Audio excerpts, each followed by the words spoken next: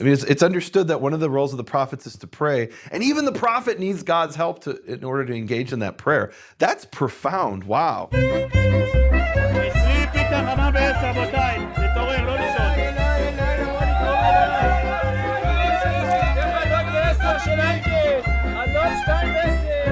למען ציון לא אחשה, ולמען ירושלים לא אשקוט.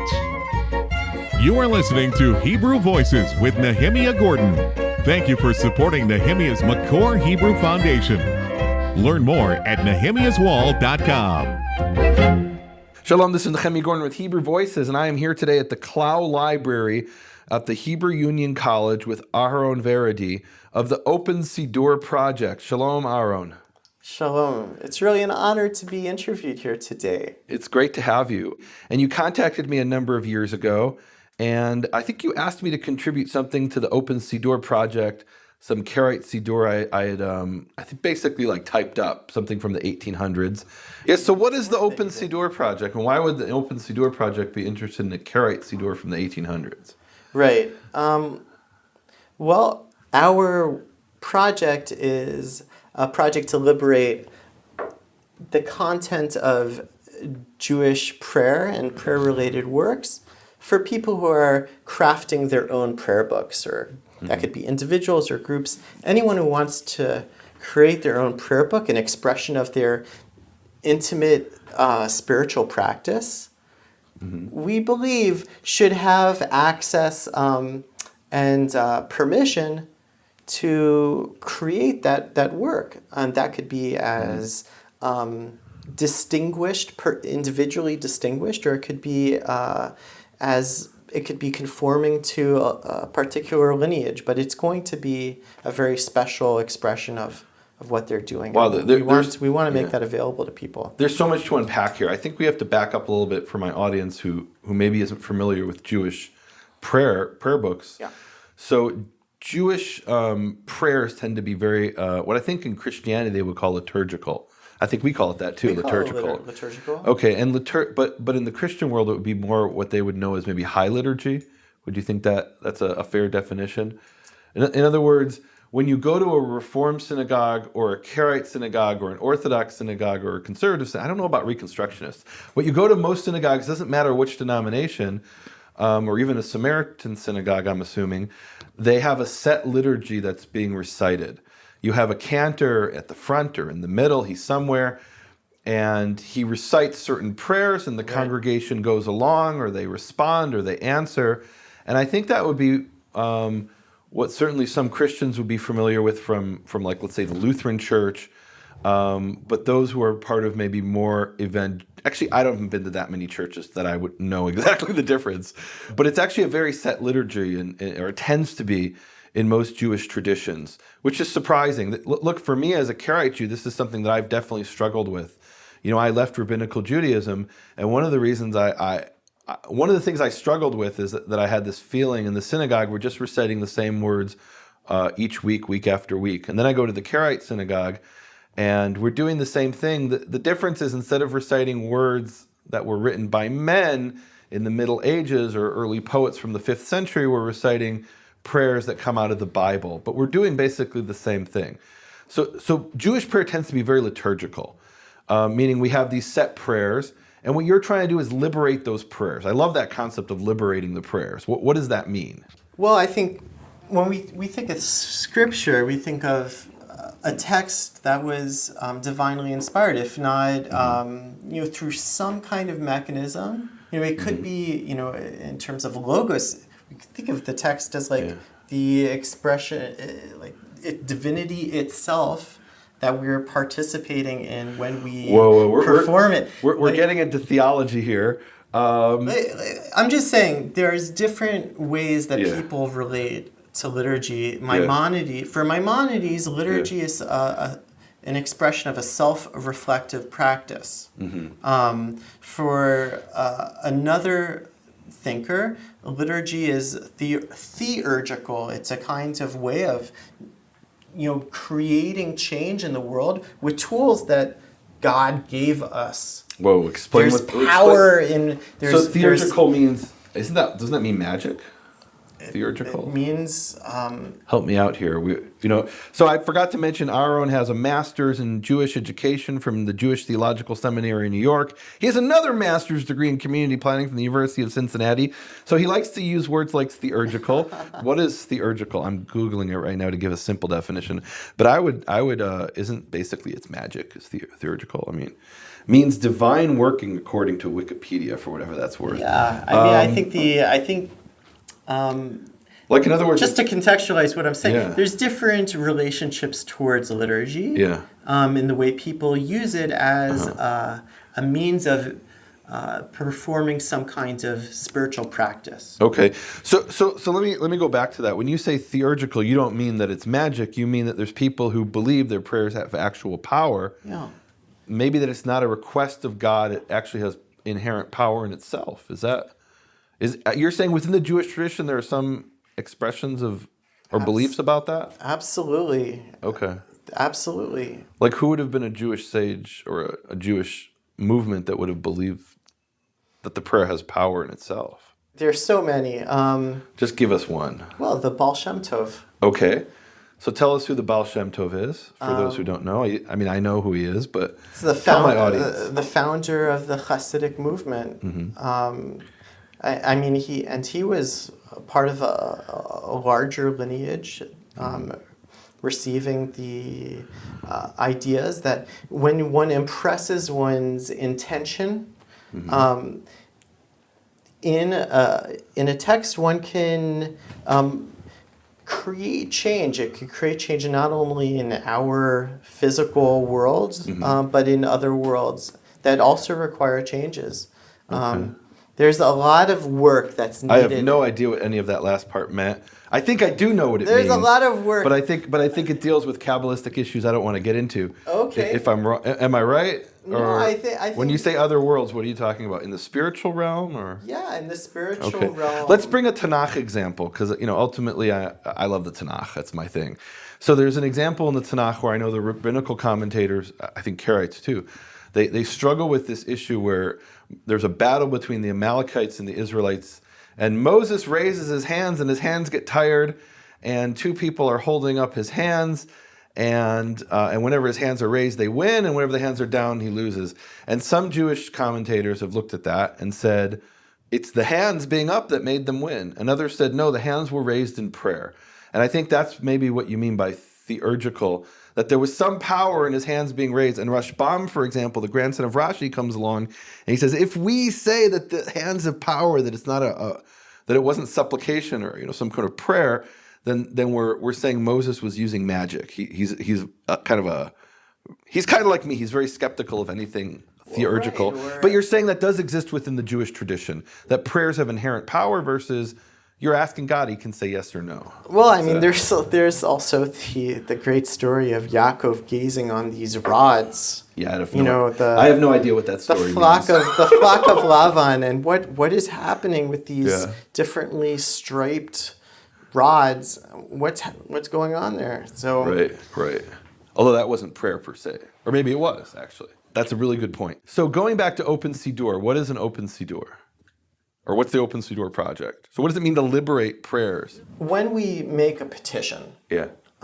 whether we make a petition before a judge or before our friends Yeah. or before strangers who don't know us personally, like we're engaged in a relationship of maybe convincing them or creating empathy. These relationships are creating a reality, and that's real. A relationship is real. It might not be as solid as this table, or it might actually seem to be really, really solid. Okay. So that's a change that I think people can understand. If people believe in God, then a relationship in which they're in communication with divinity is establishing change. Look, I heard this lecture from Shalom Hartman, this talk where he talks about, he says, prayer, come on, God's not listening. We all know that. We're just praying to make ourselves feel better, basically, he's saying. And that's a very extreme position within the Jewish world. And you're saying maybe the other extreme, I'm saying maybe the other extreme, is that, think about two different models. I send an email and I say to somebody, can you please send me this text? I want to use it in my project. And they can say yes or they say no. They can say no. Or I send an email and there's an autoresponder.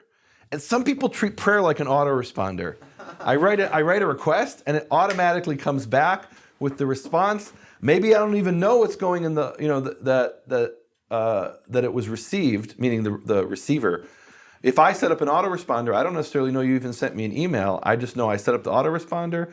And some people in the Judaism treat prayer that way. I think in maybe every religious tradition. I don't think so. No? I definitely don't think so. I mean, certainly I'm familiar with Rabbi Hartman's... and I may be misquoting him, and I may be confusing him with somebody else. I don't remember. His position, I think, is rather dominant nowadays. And, I mean, depending on which community you're in, but I'm very familiar with that attitude. Okay. I mean, you are? That we're praying to the air. Well, that... Or God is real, but he's not it's an gonna idea of respond. prayer as a self-reflective practice, that when we're engaged in this discipline, we're doing it because this practice, we're told in this lineage, ultimately will change ourselves. Mm-hmm. I see prayer as whether one thinks that way or whether one thinks theurgically, that prayer is a practice that people engage in, I hope, because it's relevant to them. And I want, I created this Open Sea Door project in the belief that prayer can be a relevant practice, and if one wants to invest in that practice and make it really important, one can't help but find a prayer book off the shelf and feel like they want to start to tweak it. To their hold that thought. I just want to. They might want to, change this thing or that thing, and they should have the tools to be able to do that. Okay. So hold that thought. I just want to now go back to this issue of. So we have on the one end when we're praying, it's really just for ourselves because God isn't going to respond to it. On the other end is it's theurgical, which is it's almost like God's an autoresponder, and I feel like there's something in the middle, which is more my approach. And I want to say this is I feel like this is the biblical approach and maybe the more mainstream, or I shouldn't say mainstream, the more traditional Jewish approach, that when we're praying to God, we're engaging in this relationship with Him and coming before Him as a king in supplication. And it's not that He's an autoresponder or ignoring us. It's something, does that make any sense? Like we're actually engaging in this, and I think you said that. But then when you summarized it, you didn't mention that middle position. Yeah, well, I haven't put my own stake in this either. I haven't revealed my hands about how I see it. So how do you see it? I'm really coming at this from the perspective of wanting a prayer book for myself that is helping me to mature and develop my creative and emotional intelligence over the course of my life. Okay. Like, I really want to be a thoughtful, kind person in the world. I want a place to contain my insights and the insights of my teachers.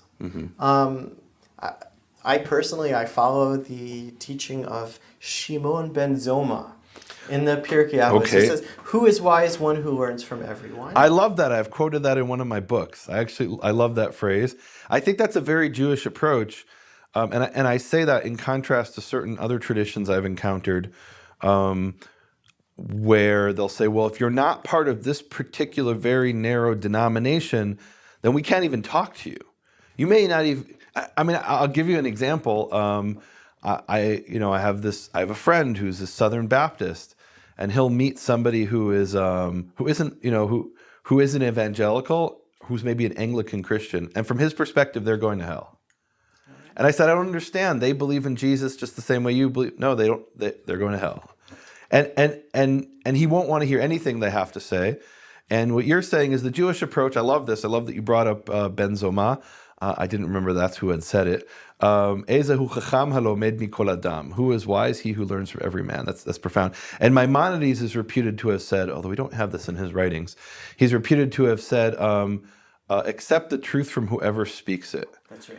So, that's pretty cool. I like that. Yeah, it's really fascinating. I mean, I think there's a place for fear I think Yeah. nowadays the correct term is awe, because the Hebrew word yira can be translated as either awe or fear.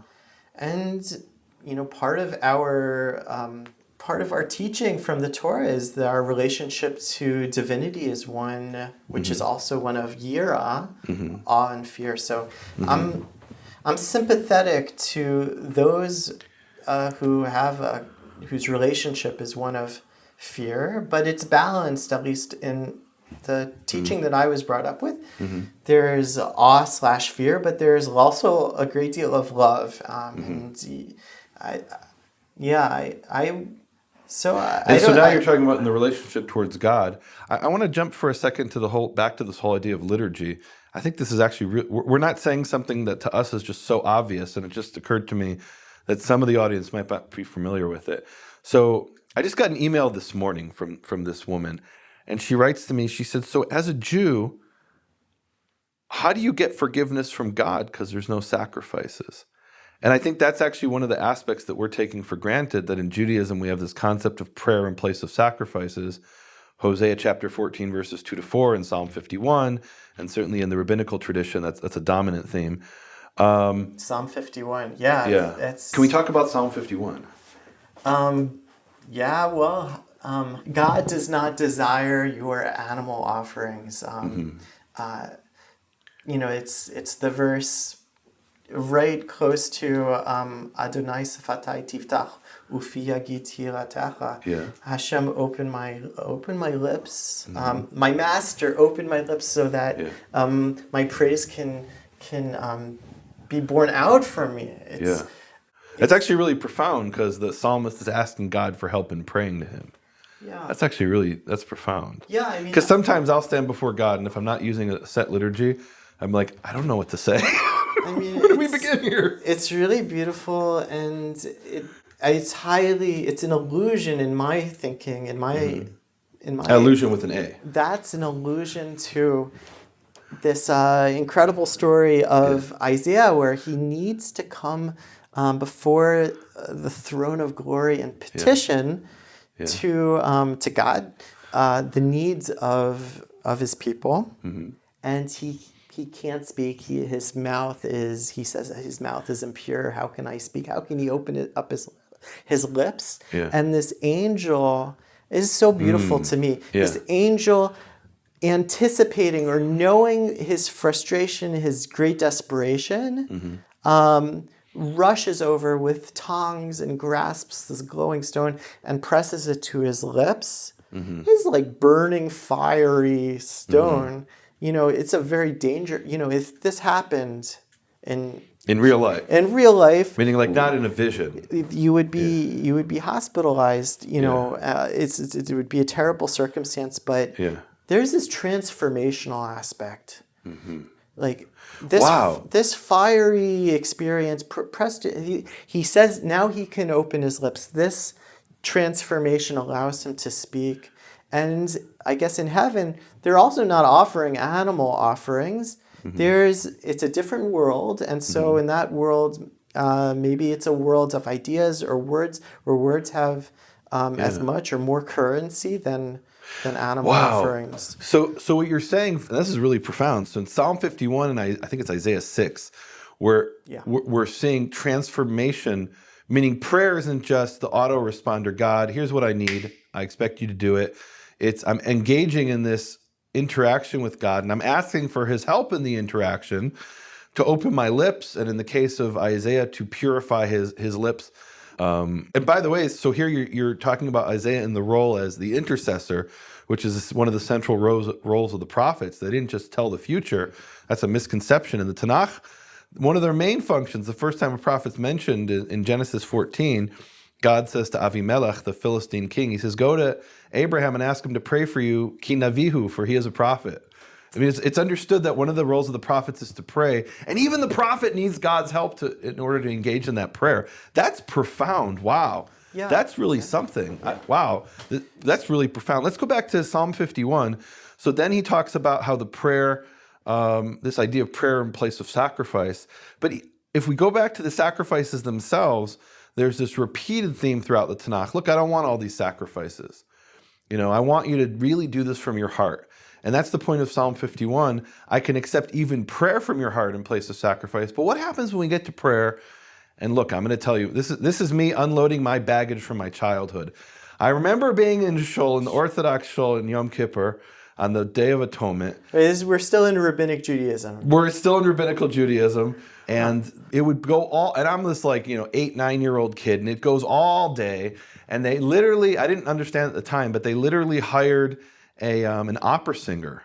We used to joke and say he was an opera singer. Later I found out he actually was an opera singer in his regular job. They would hire an opera singer as a cantor, and he would sing opera all day. And we used to joke, what are we doing here? What is it? And my mother used to make the joke. She would say, if God likes opera, we'll all be blessed. And I was a kid going out of my mind. So what is the purpose of these prayers? And I say yodel. The cantor was yodeling the prayers. I know that's disrespectful. I apologize. But it's the pain of my childhood trying to come to terms with. I mean, that to me is liturgy, high liturgy to its extreme, to the point where, look, people were sitting and having conversations. They were reading books. Sometimes they were Hebrew books. Let's give them some credit. My father was sitting there reading a Talmud in the back row, on a little table in the back of the synagogue. So why is he even there with a guy? It's like, but we have to be here while the man recites the Musaf on Yom Kippur. So help me understand, how do we get from Isaiah 51 to that? Talk to me about this. All right. Well, maybe there's an opportunity to kind of bring this full circle around to the first question you were asking about how does prayer relate to God and our theological discussion here? Because I usually think about prayer in a different way. I already assume there's this distinction between ways people think of prayer. Okay. We said theurgical or as a reflective practice. But that's already a very individually focused orientation to prayer. Okay. Because the dialectic, No, use English. Come on. Okay. Plain English. The two experiences of prayer that I think most people can relate to are prayer as this communal function. Okay. Is when you're in a congregation and you're singing, or where or it's a quiet time and you're expected to be doing something that's personal, but everybody else is also doing something alone in a group. So this is all in the context of a communal experience versus an individual personal experience. Just to contextualize and frame it. Let me explain what the Shemona Esrei, the Amidah, looks like. I could do it. I just wanted to do it in 60 seconds or less. Right. So the Amidah is a standing meditation. Yeah. When we think of meditation, it's kind of like a lot of people think of it as an open time. That's going to be filled with thoughtful breathing or maybe an expansive imagination. In Jewish prayer books, it's filled with liturgy that is read. Often, if it's read enough, it's already memorized. And then while people are reciting these words, sometimes by rote, the hope possibly could be that they are in the liturgy and that their intention is focused on the meaning of the words, and it's associating with concerns in their daily life, and the petitionary, the feeling that one is petitioning the divine directly is related through these words. There's 18 blessings in this liturgy, and they describe, as Maimonides explains, three things: praising God, asking God for help in maybe not in one's own life, but in the life of the community at large, and also one's own life, and then thanking and having gratitude. But there is this tripartite organization. That means 3 parts in English, yeah. There's these 3 parts, and Maimonides really wants to. I mean, we were. This was for Judaism 101, or for Yeah. me in Hebrew day school, Yeah. this is when my teachers really wanted us to grasp that if we were going to compose our own prayer, if we were going to be doing something on our own, we could do that. We should make sure that it be structured in this way. That it has those components. Praising, asking, and thanking. Yeah. So I want to get to a different part of it, though, and you described it wonderfully.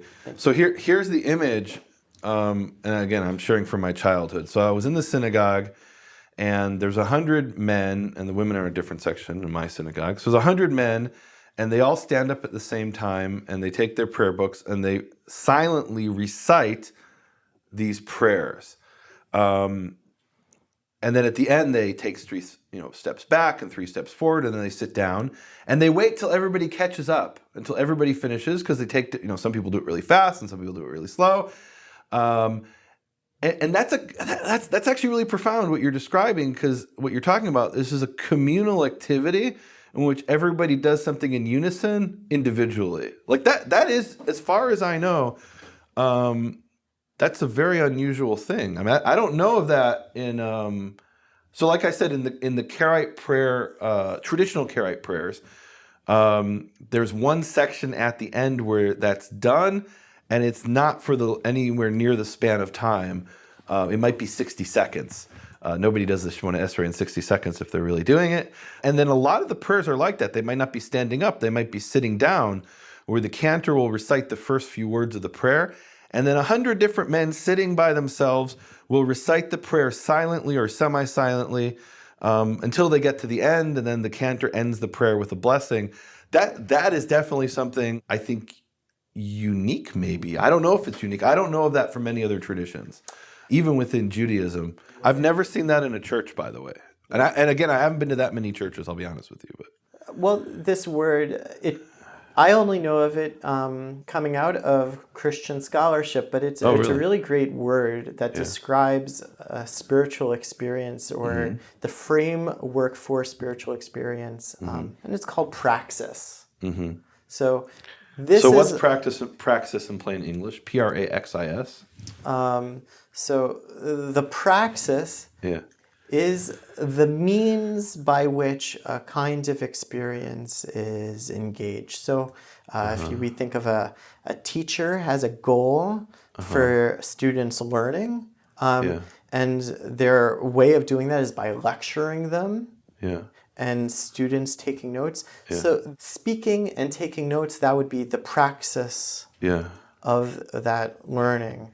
If you're learning Torah, if your way of feeling the Spirit of God, for example, is by opening up the text of a Bible and by reading 10 verses a day and reading them with intention, and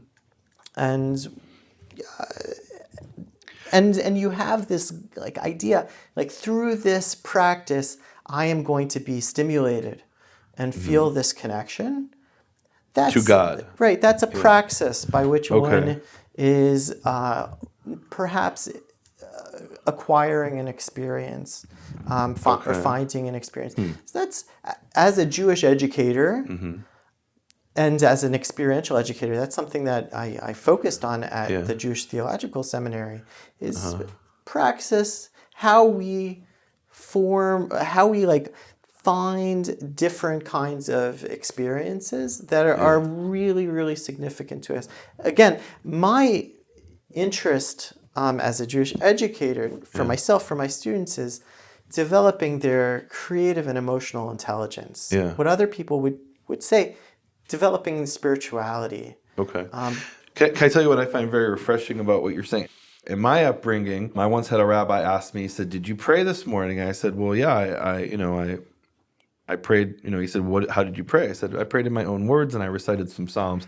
He said, "You didn't daven. That's not prayer, because I didn't recite the specific words in the liturgy."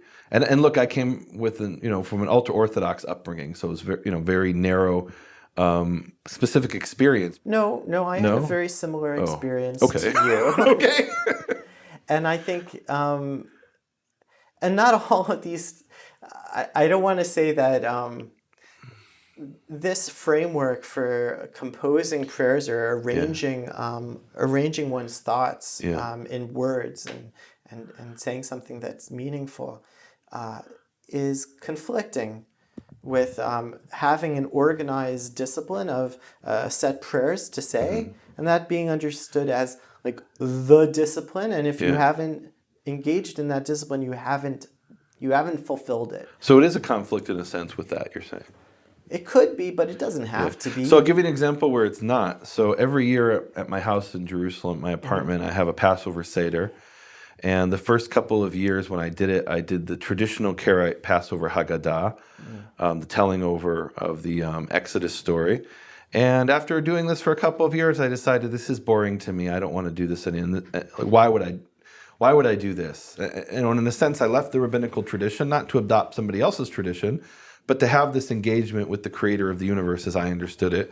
And so what I started doing is every year I personally or for your whole family. So your whole family has this I usually have like together. 20 people at my Seder, all kinds of people who aren't just my family, and we'll do different things. For example, this past year, what we ended up doing is we stayed up until 3 a.m. going through the story of the Exodus, chapter by chapter, Exodus 1 through, I think we got through 14 or 15, and people sharing about it and discussing it and reading it.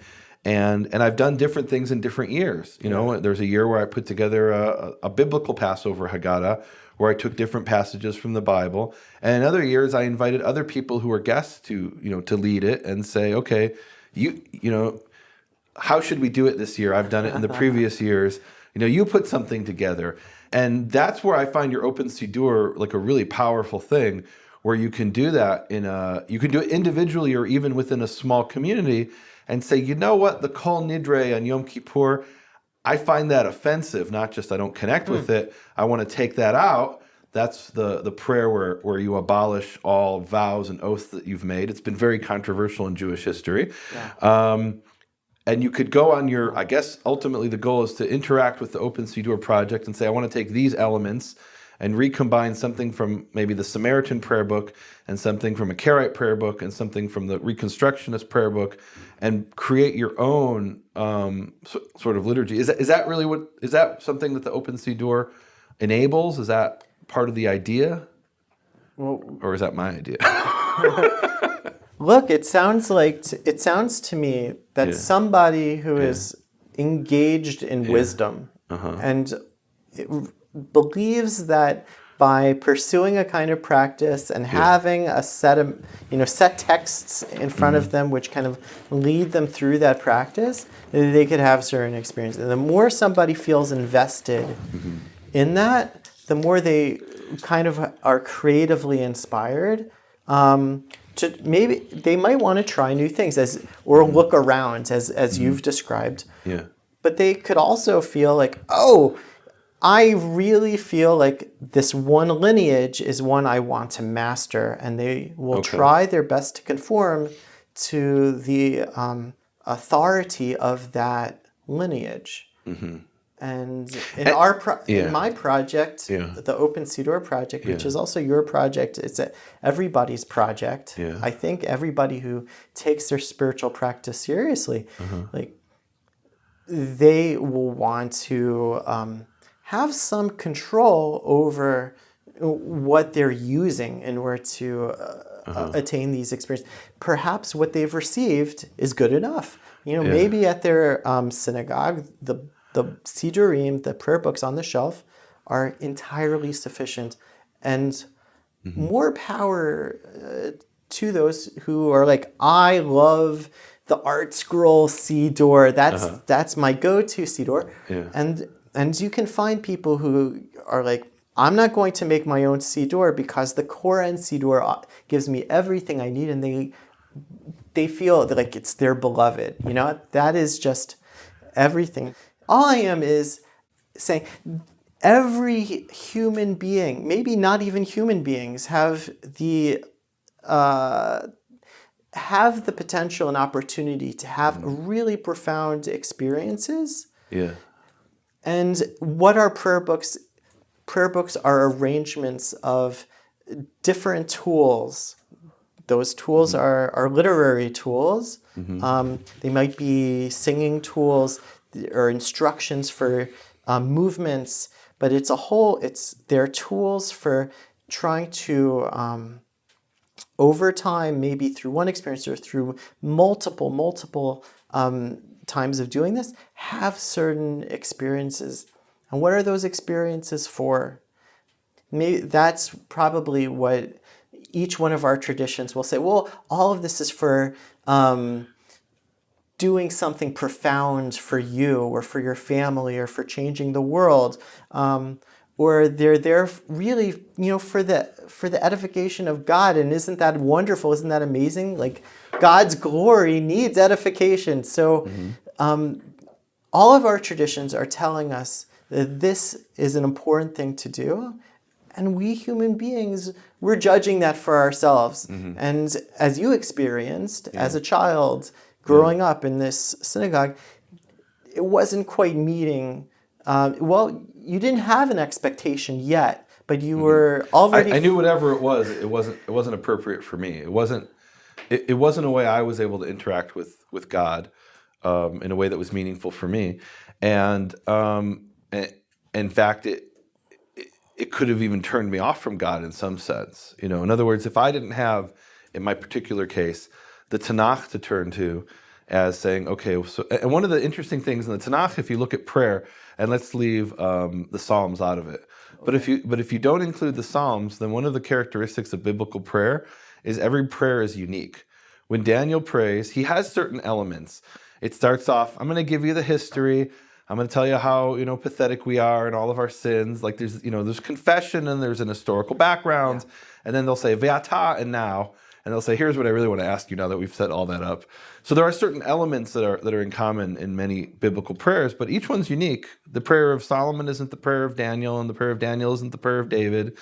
And again, the Psalms actually do have prayers that you'll actually have certain Psalms that appear twice in the Psalms because we're different books. But the point is, those may have been things that were recited in the temple, but the individual prayer seems to be very spontaneous, ad hoc. They're highly personal. Right. And okay. And what your project allows someone to do, if I'm understanding correctly, is allow someone to have a highly personal or even communal prayer experience while still utilizing traditional Jewish liturgy.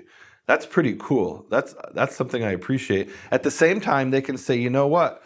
I want to take word for word the prayer book of my community from the Ukraine from the 1750s, and we want to perpetuate those prayer with no changes. And your project also allows for that, right? That's right.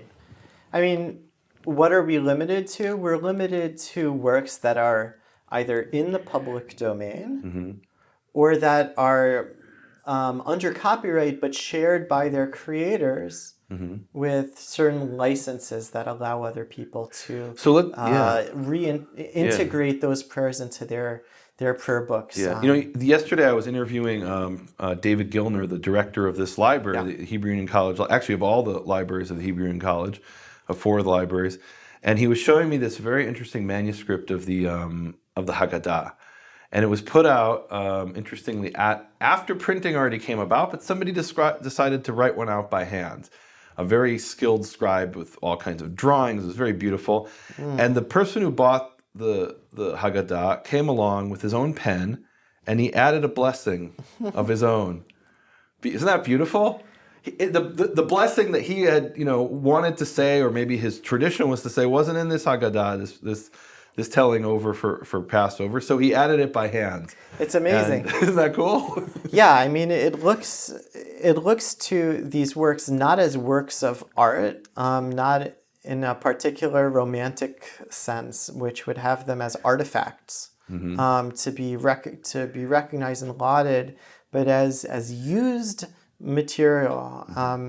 And I think an archivist would be horrified if someone came to the library and said, "Oh, you know what? This work from the 16th century it's missing. It's missing. This text that I saw from another edition. I'll just take a pen here and I'll write it in with my Sharpie." They'd be horrified, and rightly so. because it's a library. Right. But But if this was this was something that this man owned, Right. and he added his own prayer into he owns that. yeah. That's So this is interesting. Right. So the Open Siddur project is having all of these texts online. So it's in it's in the cloud, as it were. Yeah. It's in an online database, and then people accessing this application that we're building should be able to select texts, and then even have the opportunity to edit them.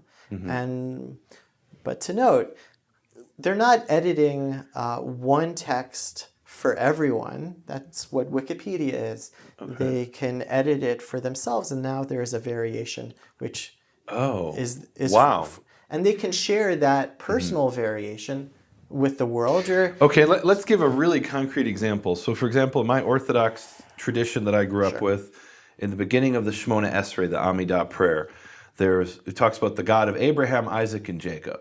Right. And I believe in the Reform Siddur, it adds the imahot, the mothers. Right. So it says, the God not just of Abraham, Isaac, and Jacob, but the God of Sarah, Rivka, Rachel, and Leah. And I had Bilhah and Zilpah to that too. Ooh, okay. Pound it there. He's giving me the hand pound. Okay. That's pretty cool. Right. Hey, that's cool. So that's me. Okay. So let's see. We can use this as an example. Okay. Yeah. That's me. Yeah. So I add in Bilhah and Zilpah. Right. And I can share that variation with the world, but I haven't changed the so you could take, original text. Anybody can okay. select. Yeah. Now anybody can select the variation I've made, or they can select the earlier work, which does not include the imahot. The main thing is that all of these different variations are attributed. And what does that mean? They're attributed? The original contributor, the composer of the work, the author of the work, if we don't know the author of the work, the place we've originally found this variation, it's credited.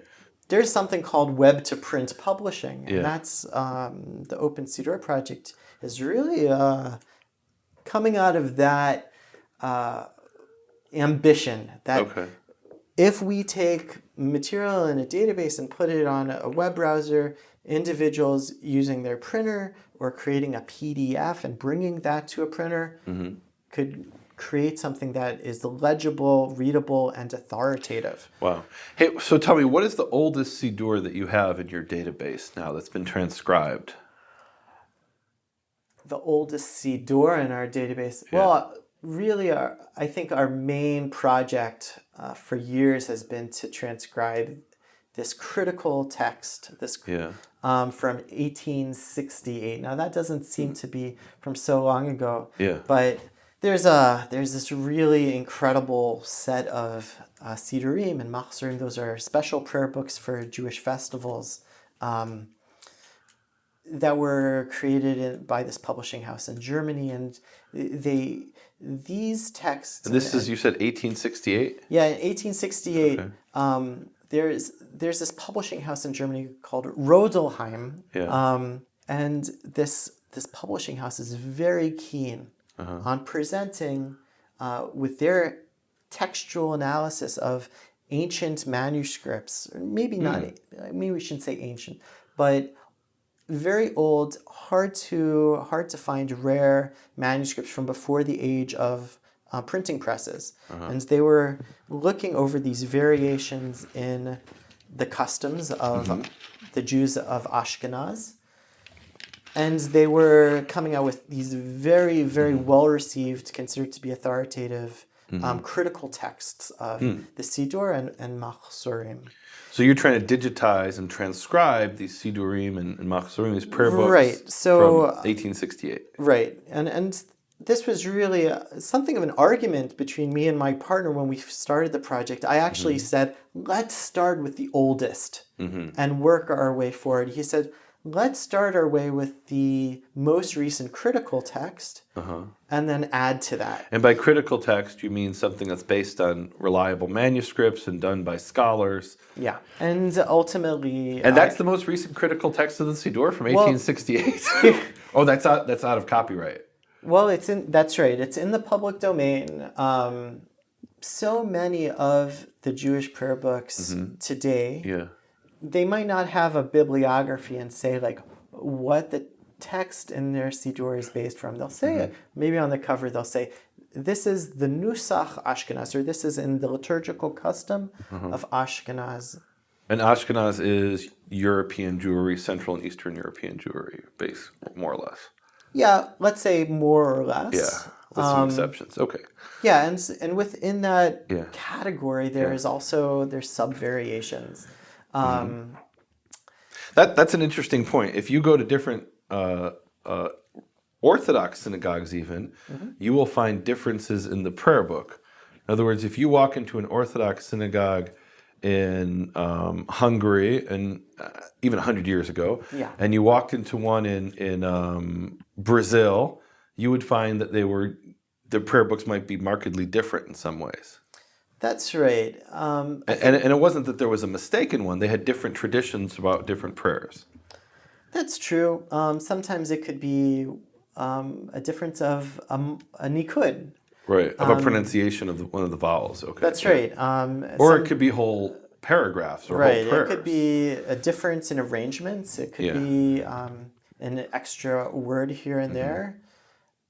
But these variations are very important because liturgy, especially in the diaspora, Yeah. becomes a container for identity. Okay. And especially after the Holocaust, where whole communities are wiped out, the survivors of those communities, I think rightfully, want some way to remain linked to their ancestors and to honor them. And for them, the way to do that is through their liturgy and honoring the distinctions in that liturgy, and that shouldn't be changed in their mind. Yeah. So that's really.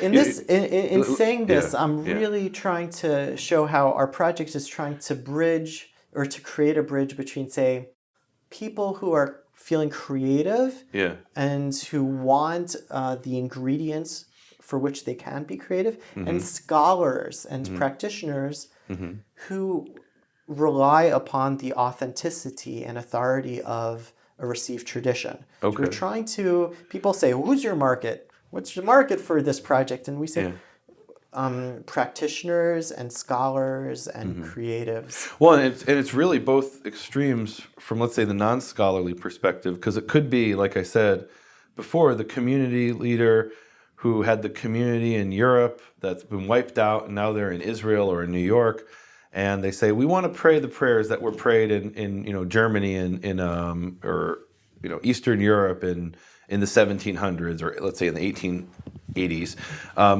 So they can get, when your project is complete, they'll be able to get all that.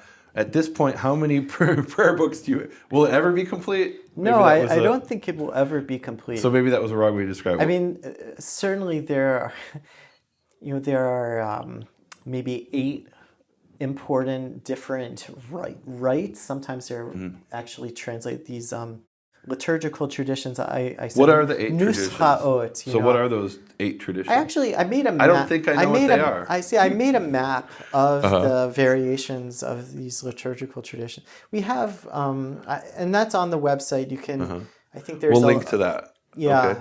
There's, I wanted to see this, and I actually had to go out and find a chart that a professor Heinemann had made in the 1960s, and it seemed to be lacking some ways. So I added to it, and now, I hope it's useful. So what are those 8 traditions? So we said there's Ashkenaz, which is more or less European Jewry. There's Persian Jewry. There's Nusach Sfaradi, which is Sephardic Jews. Yeah. And there's Nusach Sfard, which is used by Ashkenazic Hasidic Jews from Eastern Europe. Okay, so that's 4. So you said Yemenite, that's 5. Right. So there's also the Italian. Italian. Right. Okay. There's then there's next to Italy. Yeah. What we call the Italian Roma.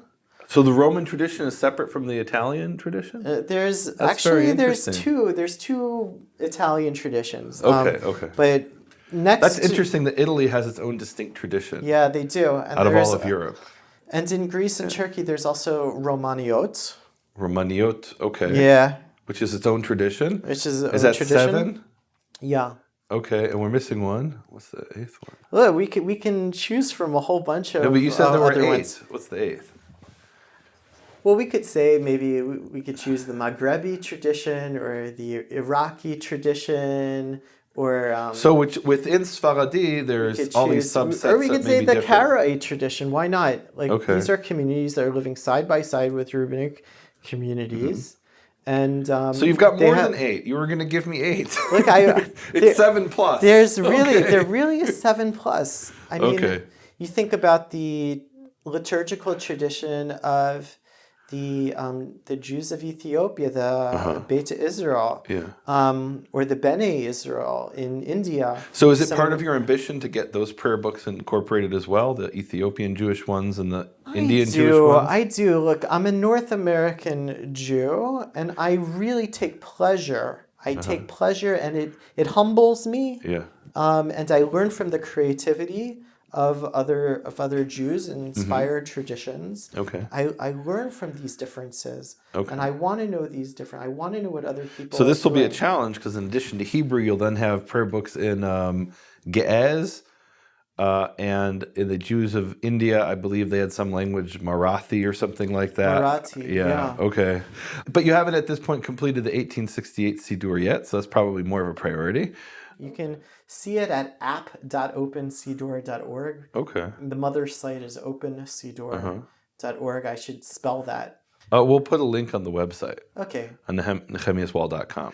All right, so let's kind of wrap this up. So you're liberating the content of Jewish liturgy, and in a practical sense, you're transcribing these Siddurim that are out of print, or that are out of copyright, or ones that are under copyright that people let you use. Yeah, that's right. We want more people to, if they're translating Mm-hmm. or if they're engaged in Jewish spiritual practice, if they feel that their work is valuable to others, Yeah. to express that value by sharing it, Yeah. rather than maintaining it as a proprietary property that they have an exclusive monopoly. Yeah, let me just briefly explain that a bit. So we were talking before we started the recording about the Bible, translations of the Bible. And one of the things I've encountered, especially, is like the New International Version, which is owned by Zondervan.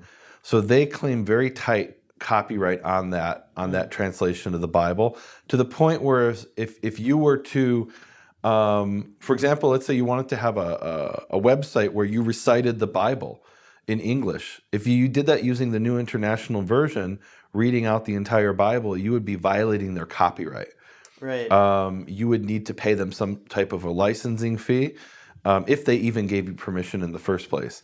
And your point is that these Jewish liturgical texts should be liberated. They should be part of the public domain, is kind of what you're saying. I believe so. I mean, the term in antiquity for this was Dimus Parhesia. So tell us what that means. Right. So Dimus, these are sort of Aramaicized Greek terms. So the Hebrew term is an Aramaic term that comes from Greek. I love it. Right. Isn't that a picture And by of the way, Jewish these culture? are terms which are the term Parhesia is one which can be found in the Gospels.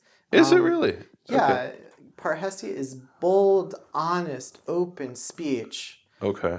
Dimus is from Demosia, which is really referring to a commons, a place of public access. So this is actually really profound, and this reminds me of the passage in Isaiah. It says it's actually the introduction to this podcast. The introduction to this podcast. I walked in the market in Jerusalem for 2 hours, recording people selling their wares in the shuk in Machne Yehuda. And then we condensed that down to 15 seconds. And it came from Isaiah 55, where the prophet is offering the Torah like the sellers in the shuk. If you've been in the shuk in Jerusalem and many Middle Eastern shuks, they'll shout out their, they'll be selling oranges and they'll say, Shalosh be'esel, Shalosh be'es, 3 for 10, 3 for 10. It's sweet as honey, sweet as honey. And they're talking about oranges in that case. And so in Isaiah, he's saying, let me read it. Let's read Isaiah 55. And he says, come all who are thirsty, come to the waters, and you have no money, come buy and eat. come buy wine and milk without money and without cost. So he's in a sense mocking or doing a play on what the people in the marketplace are doing. They're selling stuff and they're charging you money, and you're still hungry and thirsty the next day. He's saying with the word of God, you'll be fed. It won't cost you anything. It'll be free and it'll keep you satisfied. He said, why spend your money on what is not bread? This is verse 2. And your labor on what does not satisfy? Listen to me and eat what is good, and you will delight in the richest of fare. So in the Mechilta, they're taking this concept and they're comparing it in maybe in very legal terms to this commons. And let me give the example from and I don't know if this is exactly true in ancient Israel, but let's say in medieval Europe when they talk about the commons, so everybody had their little plot of land that they would farm, but there was the place where you would graze your cows and your sheep, and that was called the commons. And that's actually a problem they talk about in economics, the tragedy of the commons, because everybody wants to overuse that. You want to, you squeeze as much out of it because why should I leave it for my neighbor? But the commons is this dimus b'farhesia. It belongs to everybody. It doesn't belong to any individual person. All right, we've got to wrap this up. What are some final thoughts that you want to share with the people, and also plug your website and how they can support this project? Oh my gosh, if you wanted to support this project, just note that our project has a relationship with the Center for Jewish Culture and Creativity. It's a registered 5013C nonprofit, so all donations are tax deductible in the United States. Yeah, so people could donate to the Center for Jewish Culture and Creativity with it designated for the Open Siddur project. That's right? And there's a link at the bottom of our website to that donation page. Excellent. And our project, the Open Siddur project, we think of our project as being open to everyone. You don't have to be Jewish to take part in this project. You don't have to be Christian to take part in this project. You simply need to have a great passion for spirituality and a respect for what the Jewish spiritual tradition is offering. We're always looking for volunteers who can contribute, certainly transcribers and capable translators. So you would need people who can type in Hebrew and really have a mastery of the Hebrew language, right? Not or in Marathi. Not even necessarily. Look, if someone knows Greek, there's plenty. There's very old texts of Jewish liturgy that are in Greek. There's translations of Jewish liturgy in other languages, and we'd like to have those transcribed too. Okay. There's a Siddur in the Romanian translation we like to have transcribed. Wow. And we always are looking for people to translate prayers into other languages. Okay, so maybe the prayer's in English and they can translate it into Urdu or whatever. Okay. Yeah. So how can they can contact you through your website, opensiddur.org. Siddur is SIDDUR. Look, we're doing something very special, I believe here. We began talking about animal offerings, right? Yeah. Right. Well, we live in a time where we don't have a tabernacle or a temple. We're making offerings of animals. This is an opportunity to offer prayers, and we're sharing in prayer. So I feel very